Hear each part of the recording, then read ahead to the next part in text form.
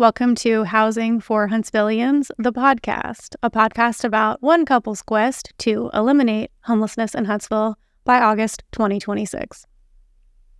Welcome to another episode of Housing for Huntsvillians. What's up, guys? Today, we are joined by Eshan Pokhrel. He is a... Did I say that right? Yeah. Okay. You got it. Awesome. I'll let you introduce yourself, but essentially... I found out about your podcast just looking for Huntsville political podcasts. And you are from Harvest, but you go to school at UAB. You're a sophomore studying political science? Economics. Actually. Yeah. Minoring in political science, though. Okay. Yeah. Awesome. I would have had a minor in poli-sci, but it would have required me to take another math class. So I did not. But yeah, so... we just want to kind of know everyone who is also doing a political podcast in North Alabama. So that's kind of why I invited you on. And you were going to be in town anyway, so that was nice.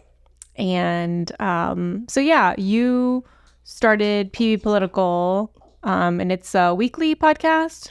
Yeah, so we do a weekly podcast. Our biggest thing is our website. So our podcast is kind of a spin-off. I should probably start from the beginning.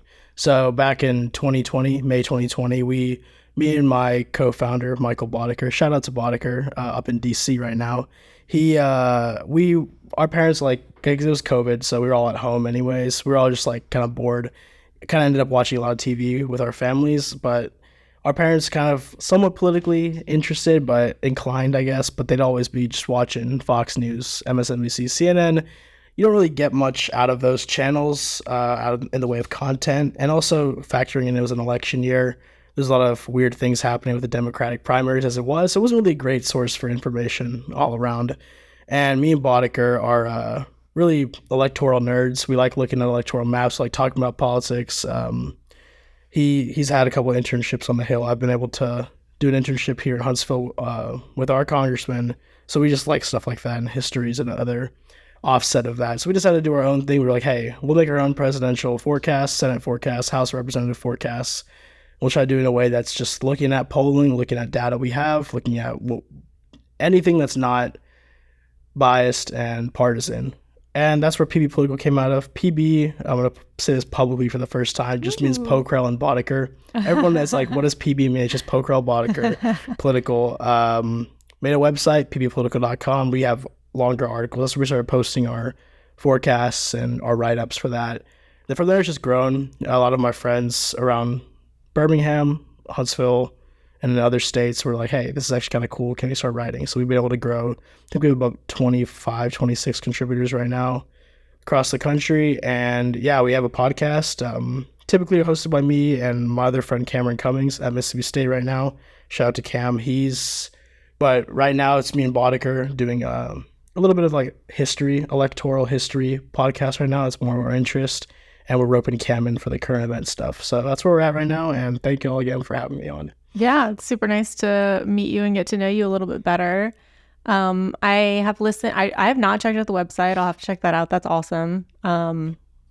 Running a site with 30 writers is I've done it before once, and it's a lot. So congrats on that. One thing that was interesting to me listening to the pod was it was difficult for me to ascertain your orientation. What is your political, how would you describe your politics? Yeah, so I mean, it's a little bit by intention. I mean, when we're covering historical podcasts, I don't know which episodes you listen to, just the FDR. Well, I listened to the FDR one. I listened to, and then 2 on debates. Okay. Republican debates. Okay. So yeah, just I guess there's 2 different modes we have. We have guests. We used to have a lot of guests. We would try to focus it on guests. We stopped doing that and started doing more internal discussion. For the electoral episodes where we're talking about old elections, yeah, we're first thing first, we're historical. We like talking about the history, where the country was at that moment, not where it is now. That's what matters. And then also relating it to where we are now. So we've had a couple FDR, I think we mentioned how FDR was really the start of the new Democratic Party in American history. There's a little bit of an aberration from him to Kennedy, but FDR started that progressive, quote unquote, Democratic Party. And things like that are more interesting to me. I don't want to come at it like, because like we criticize. I don't know if you watched the Woodrow Wilson episode. We railed on Woodrow Wilson. Not a fan of Woodrow Wilson. We rank him as one of the worst presidents, both of us, of all in American history. But then we also had to give props to FDR. I think we said we don't like personally, like the New Deal politically wasn't our favorite, I guess, but in the time, you gotta look at the context of history, and it's like it was the right thing to do. It looks like looking back at it. So I guess that's why we've been trying to stay a little ambiguous. I guess politically, I when you look at, I was finding my job on my website to write in a political manner. Actually, I'm the last person that all of our writers go through. So we have proofreaders, and then it goes through me, and I write. And if there's like politically charged language, unless it's like mandated by like something, if it's something like on that Republican side dealing with Republican politics, maybe there's a charge there. But if it's like a general article, we keep it as independent as possible while keeping the spirit of the article. So I try not to get involved with the political leanings. I will say I did vote. I had a pretty split ballot in 2022 when I voted. I voted for, I believe, 50% Republican, 25 Democrat, 25 Libertarian. So I try to vote for who I've been able to meet and get to know, research a lot, and who I believe is best for the state rather than the label by their name. Okay. And so would you describe yourself, if you had to, as like, I don't know, you gave me like moderate Democrat vibes. I'd say the other way around, moderate Republican. Moderate I think Republican, it just I think pre-COVID I had a little bit more of a liberal leaning. I guess like on like economic issues. I think economically I went a little bit more conservative. I've always been like kind of a budget hawk politically, but I think I've shifted more right on economics, and that's how I tend to vote. But I'd say socially, I mean, fairly libertarian, who most people are. Yeah. It's not really my business for what happens to other people, so yeah, do what you want. That's great. I like it. I'm into that. I think one thing that's been really nice for me coming back to the South is your average person just seems far less like reflexively anti-capitalist, which is really nice. Not that I'm like a shill for capitalism necessarily, but it's like markets tend to work sometimes, and supply and demand impact prices actually. And so it's useful to understand economic realities. So what is like the point of PBPolitical? Like, why do it? What is the purpose? Well, initially it was literally just because me and Boddick were like, hey, we're bored. We have all this time off school. Let's just have some fun making electoral maps. So that's how it started. Turns out people actually were interested in it, which is not really what we expected. So it kind of morphed. And when we had like a huge election, like the first, I guess, 2020, this will be our second election cycle. I didn't even think we'd make it to the second cycle, honestly. But now that like going into the first cycle, we were doing heavy electoral news. So we had forecasts coming every week. We had Senate 1 week, presidential, House, and then I think we started doing gubernatorial at the end. Maybe that was the midterms. But the point at that point, like it started becoming a thing where people were actually reading it. Like at my high school, we actually had a pretty decent like more people were supposedly, I guess, interested in it because they were at home inevitably seeing everything going on. But so you started this when you were in high school? I was I a sophomore? I was a sophomore in high school, yeah. Wow. Yeah. That's crazy. Yeah, it was it's kind of wild. It'll be 5 years in 2 years, which is weird. But, wow. Yeah. Okay. Yeah, so we actually had a pretty decent, much more of a readership than and the thing was, it wasn't like a readership, like it was people that we knew didn't really care about politics, but when they wanted to learn about it, they came to us, which is what the biggest thing was for us, because like we wanted to try to be the adult in the room when it comes to like news, and we do. I know. So like, I mean, like our early work, a lot of it, like my early stuff was like, what's the electoral college? How does an electoral vote work? Things like that. And we're going to start redoing things like that coming into 2024, how the delegate system works, how conventions work, all of that. We're gearing up for articles and different media, like things like that. Explaining the process, because I mean, it's fun to talk about who the next speaker's going to be. Believe me, we're having a lot of fun about that in our own conversations, but I like when it gets down to it, people need to know why who's the nominee is the nominee. Like why President Trump, for example, has been able to lobby a lot of states to raise the delegate threshold to like 10%. You have to reach 10% of the primary to get any delegates. That's a big thing because that's going to make his path to nomination much easier. Why President Biden has lobbied the DNC to get Michigan, one of his strongest states, as one of the first in the nation primaries. Things like that we're looking into covering. People still like to read those things, which is always a blessing and kind of crazy to us still that people start interested in it. And that's the reason, I guess. Just like things like that's kind of what it's morphed into. And I think it was something that you posted. It's like there's a very high demand for just like really good explainer content, like to get people, just give people the basics to even get into something like politics. Like you have like a universal need for that's never going to fully be filled. So like, yeah, any content like that seems like an awesome thing to produce, to just make people get more involved, because a lot of people don't even know where to start. Yeah, I think I've been thinking about like why the demand for good 101 content is so much higher than the supply. And I think part of it is that you have to be really well versed in a topic to be able to create good 101 content. And by the time you're that well versed in it, you usually want to delve into something that pushes you, where you're learning new things and you're impressing the people who, you want to impress, who know even more than you, and like have those kinds of conversations. And so having a conversation about the basics with a newbie is not usually as attractive to you as, someone who's deeply immersed in a topic. And so I think that's great that you're willing to do that. And I think it's super important. And I think it's so hard because it's so complicated and the return on learning it is so low on an individual basis, but so high on a societal level. I don't know. I'm curious what you think about this. My friend recently asked me, like, do you think more people should get involved in politics? Like, should be, not necessarily run for office, but just like read the news and be aware. And I was like, honestly, no. Because I think for an individual, it's usually a low ROI thing to do. And I think that I think politics is often a negative sum game, right? Like you're taking from one person and giving to another person.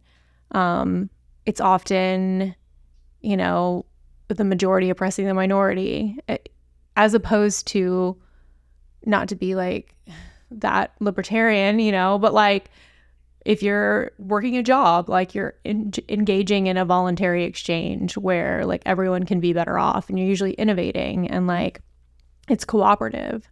So do you want more people to be like involved in and updated about politics? And a similar question, I think one thing that's really, I read an article forever ago about like politics as sports and how a lot of people treat politics, particularly campaigns, like sports, and how it's degrading our elections and our society. And I kind of feel that like it feels gross to me the way a lot of people talk about and like think about and participate in electoral politics. So that's a lot to throw at you, but just curious what your thoughts are.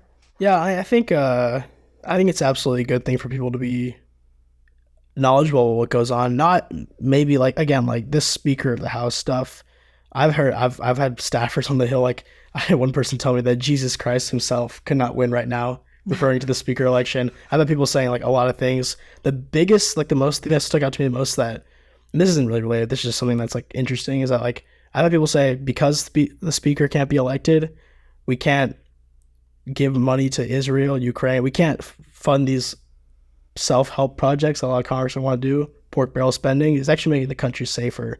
And I found that interesting because everyone focuses on the national level of politics. It makes sense. It's like where the glamour is. DC is where I guess people find it glamorous. I think it's interesting. I don't think it's glamorous, but it's definitely something. I think getting involved at a local level is not a bad thing at all. I think it's actually much better. I think a lot of people want to get involved locally. I think the thing is, like, no one knows where to start is probably where it's at. Like, I mean, even like not even at the like state house level, state senate, like I'm talking like local, like municipalities. Like, so like I'm from Harvest, we don't have a municipal government, but like Madison, Huntsville, they both do.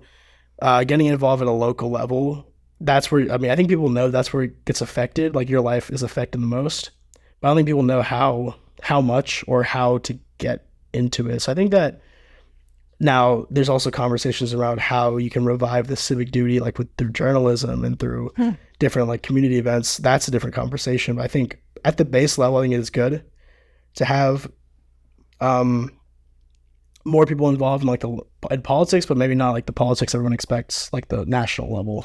Yeah, that actually goes into something I was going to ask you about. I'm so glad you brought that up. I grew up in Harvest and went to school in Birmingham at Samford. And then I moved to DC to work in think tanks. And then I moved to San Francisco and worked on local housing policy.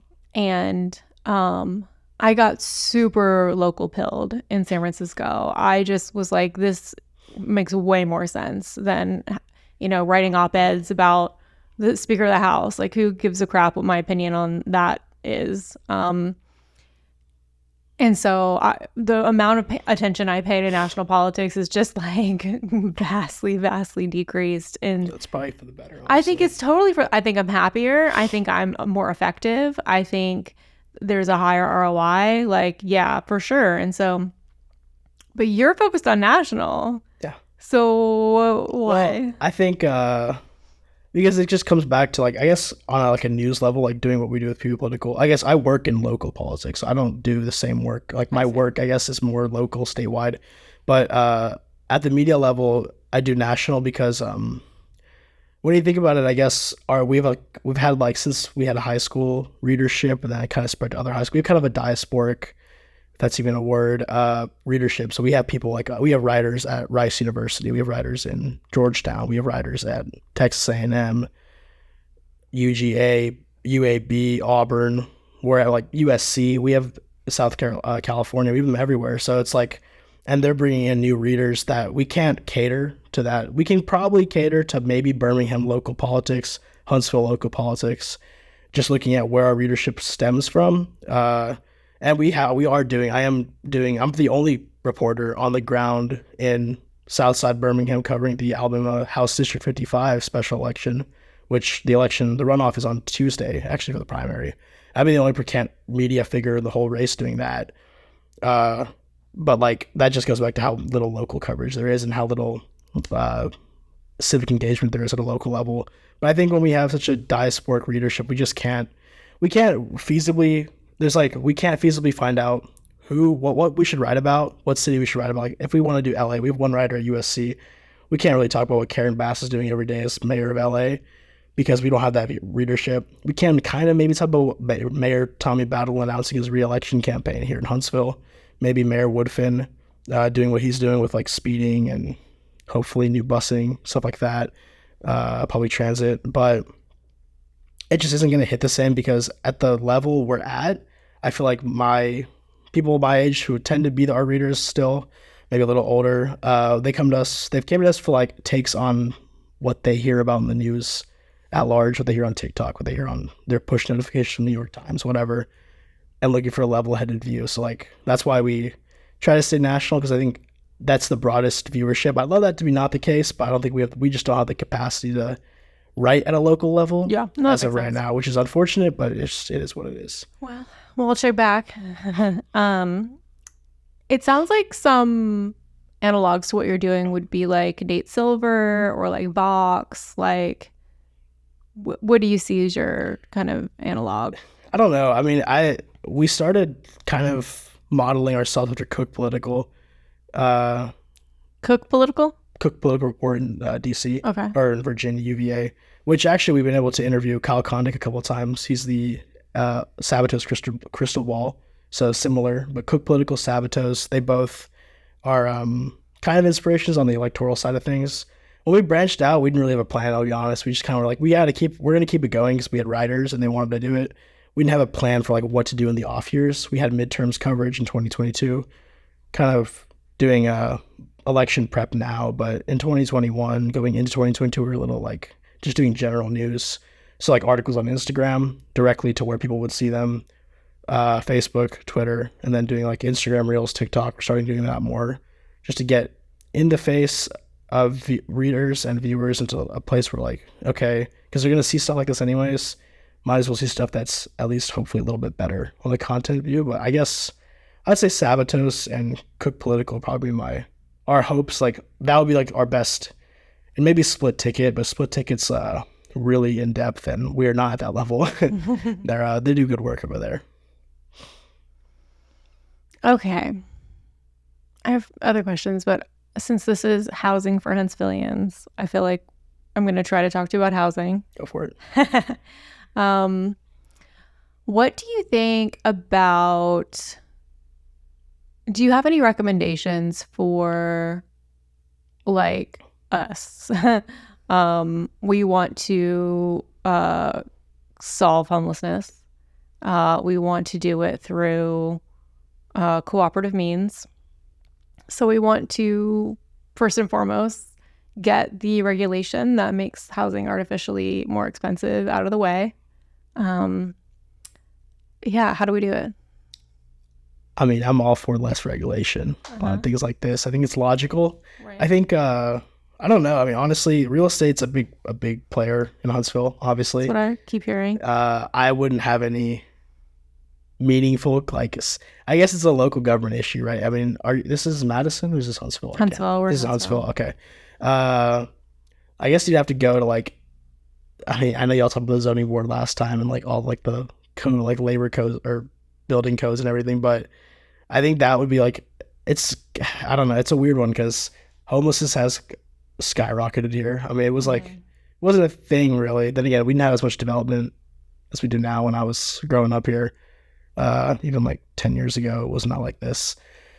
But I guess it just comes with the territory. I don't really know exactly how you'd go about, I guess, like, I mean, the best way to start would be like meeting with people in city government. I don't know of any like-minded groups. I'm sure there are some. Maybe in like South Huntsville, they might, maybe there's like a cross-city thing going on there. But I think it's just meeting with local officials. I mean, they're willing to. I don't see any issue. I don't think everyone local officials in Huntsville aren't really like, for who I've met and what I know, they're not like corrupt backroom dealers really. They're pretty good people. They try to do what's best for the city. They've done a good job of building the city out, I will say. It could have been much worse. It could be like, I think Hoover, like some Birmingham places have some issues with like how their city's growing. Their sprawl is bad. Huntsville's doing a good job of making sure it does look spread out, and I wish we had better public transport, but that's not that conversation. But I think they're doing a good job of prepping for what it can be. So I think they'll be willing to listen to you, but I think it's just getting in the rooms and talking to them. Yeah, we're trying. I do feel like, especially coming from San Francisco, which is just fantastically poorly governed, it seems like Huntsville is like really well governed. Shout out to London Breed, my favorite mayor. Wait, are you being sarcastic? Okay. Yeah. Oh, old Breed. I don't have to comment on that anymore. I don't live there anymore. But do you agree? And what do you attribute that to, if you do? That Huntsville's well governed. Oh, I think Huntsville's pretty well governed. I mean, it's definitely a testament to like, I guess like just seeing the growth that Huntsville's had. It could have definitely been passed over. I mean, like, obviously everyone knows Huntsville wasn't even supposed to be the big city. It was supposed to be Athens. That's why they built 65 on Athens. But we beat Athens because we're better. And yeah, I think all the people that were in like power at the time we were growing, we still are, I guess, growing. And then people like, Congressman Dale Strong, as Madison County chairman, brought a lot of business in here. I'm biased. I worked for him this summer. Great boss, but also he did a lot of good stuff for the city of Huntsville, Madison County as a whole. People like that, Tommy Battle, people are mad at him sometimes for things, but overall he's a pretty popular mayor. I think he's been able to find a way to bring in companies, bring in different venues like Orion, bring in different jobs, and still find a way to keep Huntsville not like obviously there are issues with like housing, like prices, and like the crazy amount of apartments they're making. But I think he's been able to bring in a way that it could be worse. I think is what I'm trying to get to. It could be much worse. And I think the biggest thing is that they've been able to keep bringing things in and not having stuff leave. Like obviously Space Command, that happened.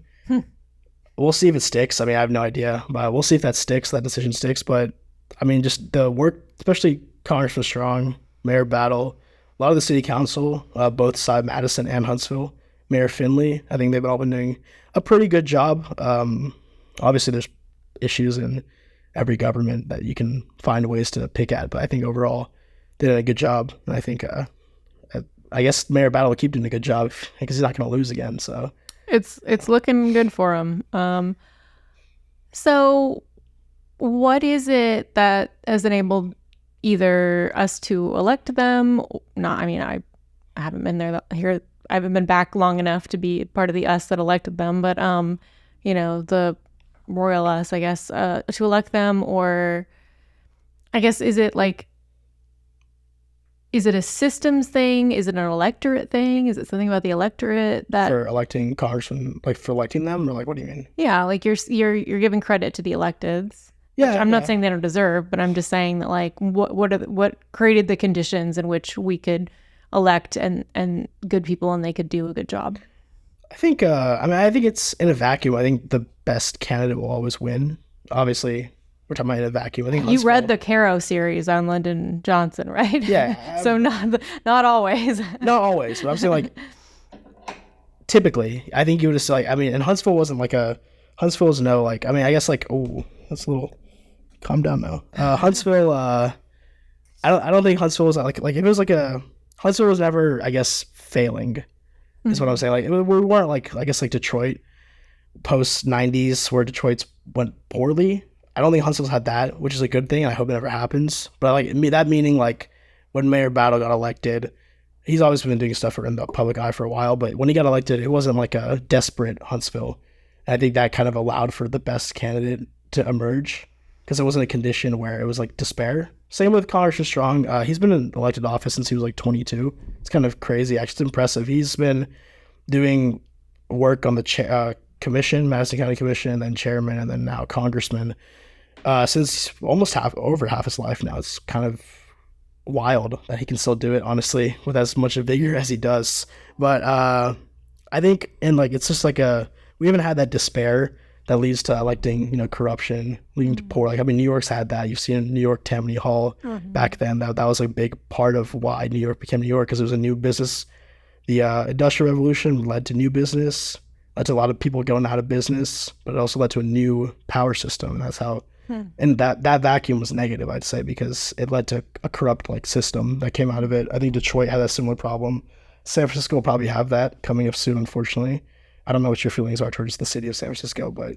Well, I was comparing Huntsville to San Francisco, and I'm like, why is Huntsville so much better governed than San Francisco? And yeah, I mean, that's an interesting hypothesis that San Francisco has been through probably 3 like major downturns, and Huntsville hasn't. Yeah, I guess we really haven't. I mean, we're not really built to have a downturn in the sense that we're a military city. We have the rest of an arsenal. That used to be the mass bulk of our economy. I think it still is probably most of it. We also have a lot of we have the FBI coming in. Might have Space Command. We'll see, fingers crossed. Facebook. I mean, we have a lot of large companies, Facebook, Amazon, Toyota, Mazda, all of them. There's a pretty diversified economy, I'd say. And then diversifying, certainly, which, I credit our governance for. I think that's great. Yeah, that's an interesting. So how does that work where, like, by what mechanism does an economic downturn in a city create shittier governance?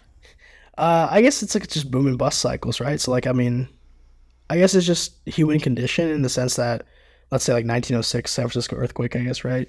Or was it 1905? 06? I should know, but I think it was 06. I think I read a book on it once. They this isn't even like an example. I'm just like kind of making up an example here. Like the tech crash, like the 90s. Tech crash. Yeah. Okay, so I guess like if you have something, The if you have an- dot-com bust. yeah, if you have an oversaturated bubble, I wasn't alive for this, for the record, so I might be butchering this. If you have an oversaturated bubble, I guess I feel like it's a one trick economy in the sense like maybe like Miami with crypto. That could be something. Miami with crypto. If crypto just completely disappears, like it's not doing great now, but if it's something that just becomes like it pans out in the next 5 years, Miami's been going hard on crypto. Like Francis Suarez has been going like really investing really deep in crypto. Republican mayor. He ran for president for a little bit. Dropped out. But I think that's something that you could see like, yeah, they invested so much in this. The community was with it, but it doesn't work. Now where do you go? Now you have a mayor who has no credibility. You have a city government that went with him. You also have a city that's also sinking, but that's not even the point. And when you have all that going on, people are gonna be like, oh, we actually bought into this too, and now we look like fools. And that's where, that's how President Trump got elected. I mean, there was a systematic issue, I think, just like with both parties, and then an outsider comes in, harnesses the anger that people had, and was able to, do what someone could do at a city level at the biggest stage. I think that's what, and then he also went to Wisconsin, which Hillary Clinton should have done, but if she wanted to win. But I don't know if that makes sense, but that's just, I think, it's just a boom and bust cycle. I think when you oversaturate your economy and it flops, because everything inevitably will probably flop at some point, then you're in for a potential for like somebody to come in, and President Trump's just an example for what happened in 2016. Yeah, I don't know. It seems like an empirical question. Like how does the boom and bust cycle in a particular locality especially correlate to shitty governance? And I've never really thought about it, but it's interesting. And I've never thought about Huntsville particularly. Has always been kind of an anomaly in that sense, because like I remember I was going to school in Tuscaloosa during the 2008-2009 recession, and there you could go out and very much tell that we were in a recession. And then I would come home on the weekends and like every restaurant would be packed. People would just be out spending money and enjoying. And then when I was in Chattanooga, I would have come back while we were also like in another downturn. And it's like going into like a different world almost. And yeah, I never thought about what impact that would have on our local government, like not being kind of immune to all those boom and bust cycles, because like we're propped up by defense contracting and a lot of other stuff. Yeah, and the same way related to like nationally in 2015, 2014, going out of the Obama years. Yeah, I mean, like maybe like the economic numbers are doing good, but people clearly weren't doing good. Again, President Trump, not elected.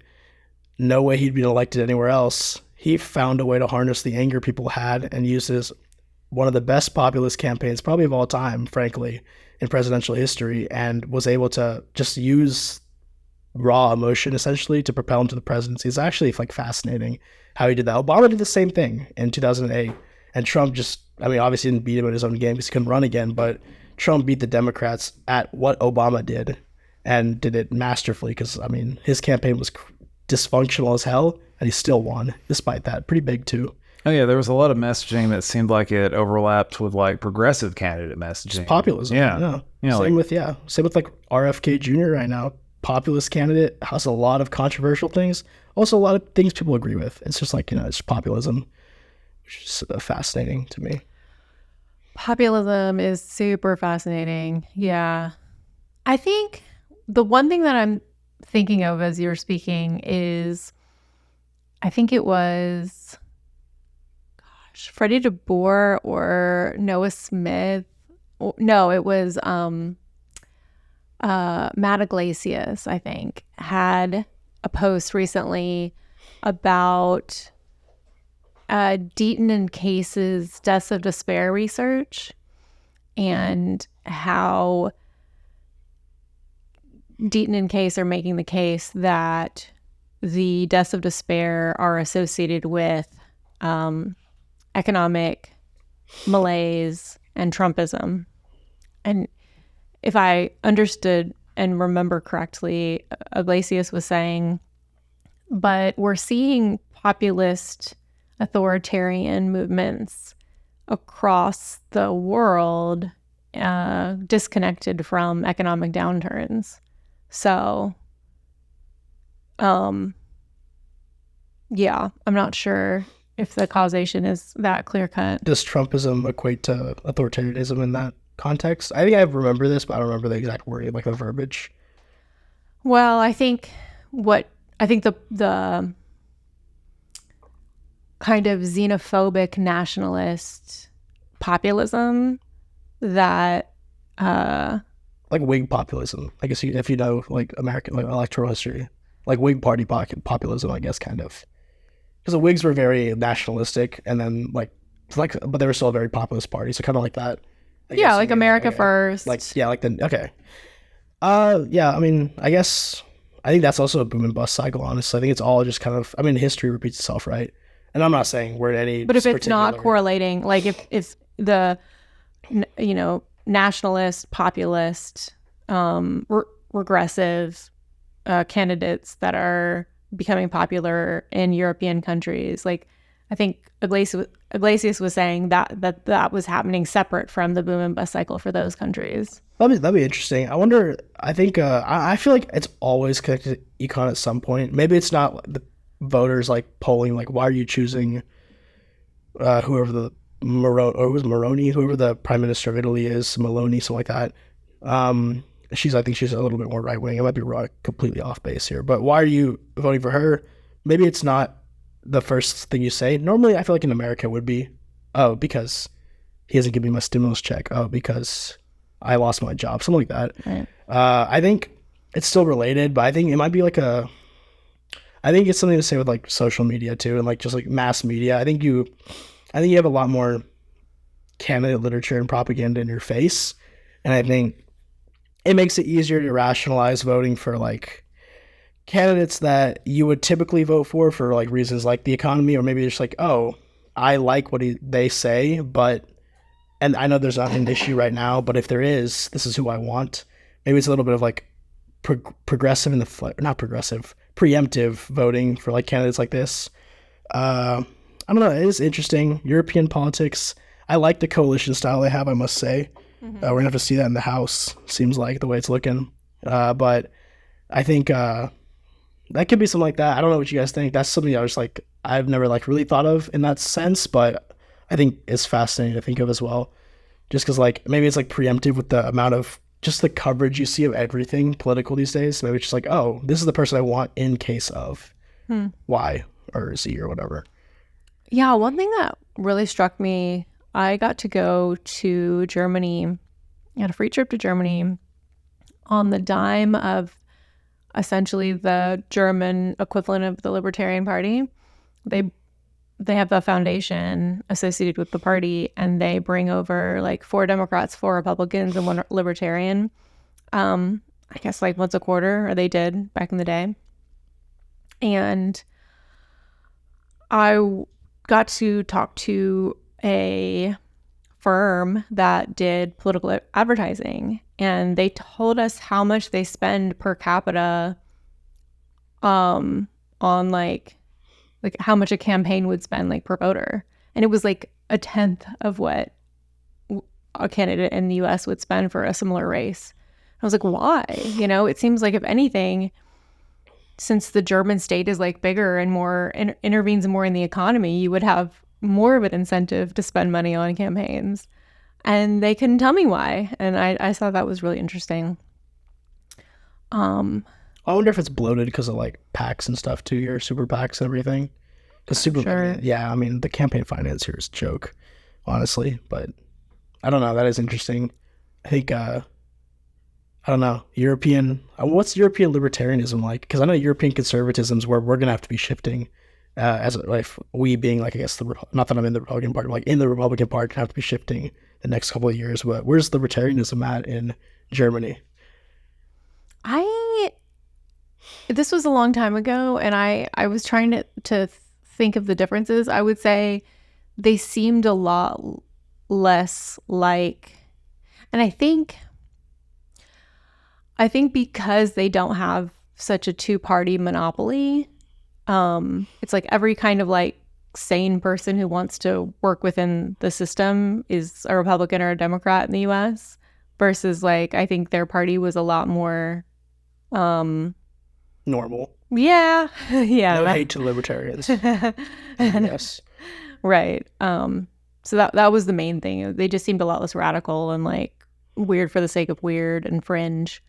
Not that there's anything wrong with any of those things, but they're not always helpful when you're trying to win elections. So Yeah, I think we said it before when we started recording. The Libertarian Party, like as a party, is just a contradiction because you can't condense libertarianism into a party platform, and people view it in different ways in different states, right? So it's like it never makes sense to be a national party, which is unfortunate because I think a lot of people would agree with it as a principle. Like I think in a non-two-party system, libertarianism gets 30% of the vote in many states, maybe more in states like New Hampshire, which is like where it's obviously the libertarian state. Like they have libertarian members of their state legislature and stuff. So I think, yeah, it's unfortunate that they're kind of condensed to a two-party system here just because of like the way our system works electorally. yeah, I think the two-party monopoly and duopoly is really not great. And we'll see with RFK. Maybe it'll be fun this time. Maybe it'll be a three. I've been saying this. I want a 3-person race on Wikipedia. When you go to presidential election 2024, Biden, Trump, whoever the nominees will be, probably Biden, Trump, and then RFK. I don't even care who wins. I just want to see 3 people again. I haven't seen it since 1992. Huh. Interesting. Yeah, I think one thing that I would like to see, I think what is attractive to me about libertarianism or has been in the past is, again, like what works. Like markets just seem to work for a lot of things, like I'm listening to the Master of the Senate book, Robert A. Caro's book on Lyndon B. Johnson. And, there's all this, he recounts the rhetoric around, who should own natural gas or who should own oil reserves or who should own a river where, that powers our electricity. Well, the people should own it. And it's like, well, that sounds great, but it just doesn't tend to work in practice, unfortunately. Yeah, there's definitely a balance. Yeah, exactly. But you can get so, it's like, is the goal limited government or is the goal policy that works in human flourishing? And I find it frustrating when libertarians seem to believe that the goal is limited government. And so I really like, I don't know, we run the Huntsville New Liberals and it's a chapter of the Center for New Liberalism. And the Center for New Liberalism, it's like pragmatic evidence-based policy. And I think that's great. So I guess I have a question for y'all. How do y'all align with like things like Andrew Yang's Forward Party? I feel like that's a kind of a corollary in a sense to like things that y'all are trying to push. Maybe y'all know about the Forward Party? A little bit. I think a universal basic income seems to be like his main thing, and I think a universal basic income is a great idea if you could make it workable. I don't think that he's put forward a plan that would make a universal basic income workable. Yeah, I think his was value. I liked Andrew Yang in 2020. Since then I've kind of shifted, right? But I think his is like a value-added tax, right? So it's a European thing. We don't have that here.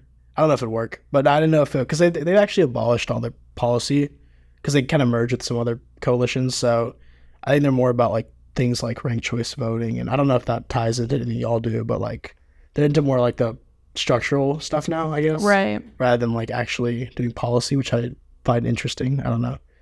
Yeah, I feel like a connection with them in any way. I mean, honestly, I don't really like Andrew Yang. I think I don't get a good vibe. I don't get a good vibe from the people he works with or the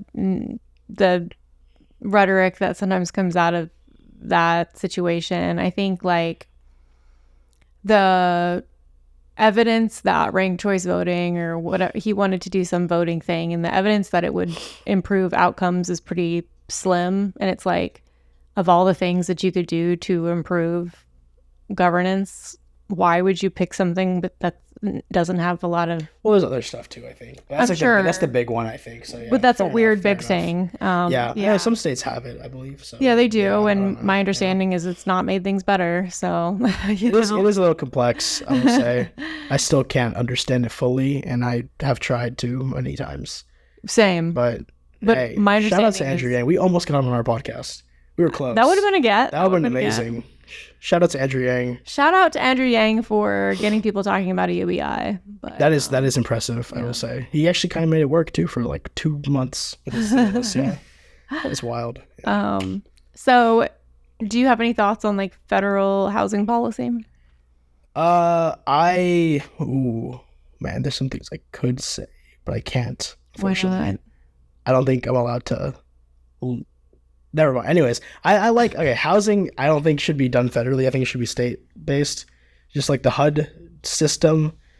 I know like Secretary Fudge was in Birmingham actually a couple months ago doing more housing things. I just feel like it's a lot. It's like education. I mean, I feel like state by state needs are different, and I think housing falls in that category. I think that money should go to the states because they can solve their own. Now there's a question of the states actually doing stuff with the money, but I think at that point that's what the 10th Amendment's for. And I think federal housing policy would be like nice, but also like it doesn't make sense I feel like legislating federally for things like that happen in Honolulu versus things that happen in Selma are like very different. And I don't think that HUD is able to like successfully manage it. Also, the HUD secretary, the cabinet position is kind of sometimes seen as a joke. I mean, Ben Carson was the HUD secretary for President Trump. Marcia Fudge is a fairly good pick, I will say, just for her experience in similar things. She was mayor of Cleveland, I believe, before going to Congress. She had a lot of experience in that. But yeah, we'll see. I mean, I'm not expecting the next president to remove HUD from the cabinet list, although I would not be opposed whatsoever. But I think there's a lot of things they can do, but I feel like it's just not the best way forward. Now, maybe there's legislation that could come, but not through HUD. I don't know. I want to hear what you guys think about this. I mean, I probably would support a federal ban on zoning. I believe you said you would like to light it on fire. I would definitely love to light Huntsville's zoning ordinance on fire. Absolutely. And piss on the ashes. But yeah, I used to think that local control, but especially with housing, as it turns out, local control is terrible. It leads to very bad outcomes. And that's often true because especially when something is like community input, right? It's like the people who show up tend to be whiter, older, and wealthier than the people impacted by whatever you're talking about. So the process gets captured by the people with the most privilege, which then leads to like what we have now, which is a scheme where we transfer wealth upwards. So yeah. Well, so wait, what if you take the money, you go down, you go to the states with the money, so that money just goes to the states. The money is apportioned to, let's say, like, I don't know who your state rep is here, but mine is Representative Andy Witt, as he says. Shout out to Mr. Witt. I love him. What if he is like the one that has like kind of control over like his district zoning? First thing that makes local offices much more important. Or it can be a coalition between the Senate, the senator. So for us, it would be Tom Butler, and then the senator, and then the reps in their district. So Hall, Butler, Witt, Riggs, and obviously no one in District 10, but someone soon. But what if it's like that also brings more power back to the state, 10th Amendment. It brings more meaning to the legislative position than the local representative. They have more say over how their district is zoned or how it's not zoned. So I'm sure some representatives will go with like no zoning in their district. Yeah, I think I would settle for that. I think the more like I guess it's devolved to the local level, so evolved to the whatever State. Yeah, I think the less local you can make housing policy, the better, seemingly, from any empirical evidence with which I'm familiar. So I would settle for that. I think there's a mixture, like where you have to, if you want to revive people caring about what happens, there's a lot of things. Print media, or not print media in general, good TV news, things like this, local podcasts, going to community events, and then like also putting more stock in who your state legislator is, who your state senator is, because it actually, if it matters, if it's something like this, if you have zoning law, like if you have their zoning power going back to your state rep, it's gonna actually matter who your state rep is, right? Because like, and now I'm saying no shot that my state rep isn't important, because again, Mr. Witt is actually, he's done a lot for I-65, 53, big man. He's done a lot for roads in our area. Harvest is obviously was a little less undeveloped or less developed, but now it's doing better. So thank you to him. But things like this will have people show up, vote, because like we have a very uncompetitive state house as a whole. I mean, if like competitive races were within 10 points last election cycle, like District 10 was a competitive race to Republicans, even though Maryland lands lost by 10 points or 5 to 10 points. Although she could win this time, who knows? But things like that, I think that it all ties together into bringing things more engagement. Yeah, because if it's like on a per project basis, then everyone geographically near the project, let's say they want to build an apartment, they're very motivated to show up because they don't want to live near people who live in apartments. But then the people that want to live there or will move into will probably show up too, right? You'd hope, in theory. But nobody's like, I want to live. Everybody has housing already. It's like, it's theoretical people who would live there in a way. Well, then I guess the rep would have to like consider like the economic impact. I mean, I think there's like definitely another side to it. What I'm saying is that you'd hope they consider the people who the people who are quote unquote harmed, they're not actually harmed in any way, but the people who show up to oppose new housing are greatly outnumbered by the people who benefit from new housing, but all of the people who benefit are not represented when the decision is made at the hyperlocal level. That makes sense. That's like a zoning issue though, right? That's what I'm saying. So that's like that. Yeah. So I guess in theory, if like representative whoever had a little bit more control, then that would be like a kind of an offset for that. It would be better. Yeah. Make it happen, state legislature. You heard it here first. Session in February. You did not hear it here first. You listener might have, but other people have said it. Anyway, anything else you want people to know, or? Yeah, I'll do the plug. Plug it up. Everybody go to PBPolitical.com. We have a great staff. All young adult writers. We accept everybody though. We just don't happen to pay, so that's why we're young adults. PBPolitical.com. But seriously, we have great writers. We have different category. We got 2024 election coverage. We do public health writing. We do general news updates, world news. We're doing a big push for the 2024 election. We got a Republican primary side, a Democratic primary side, and I'm running the independent third party primary side because I don't want to just write for a living. Also covering the album. When is this coming out?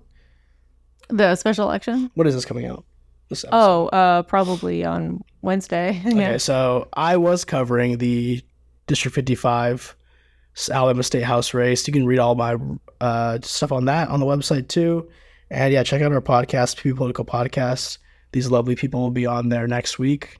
I believe next week, right? Mm-hmm. So that'll be a good one. And we'll talk more about housing on that for sure. And just make sure y'all tell y'all's people to go to pbpolitical.com and pbpoliticalal on social media. Thank you. Amazing. Thanks for being on. Check it out. Yeah. Check it out. And yeah, we'll have links in the descriptions where we can put links in the descriptions. But yeah, especially if you're on the podcast side. I know Apple lets us link. But anyway, yeah. Thank you guys for tuning in, and we'll see you next week. Bye. Thank you for tuning in to Housing for Huntsvillians. This podcast is a project of Huntsville New Liberals. Sign up for our newsletter and RSVP to our monthly happy hour at huntsvillenewliberals.com.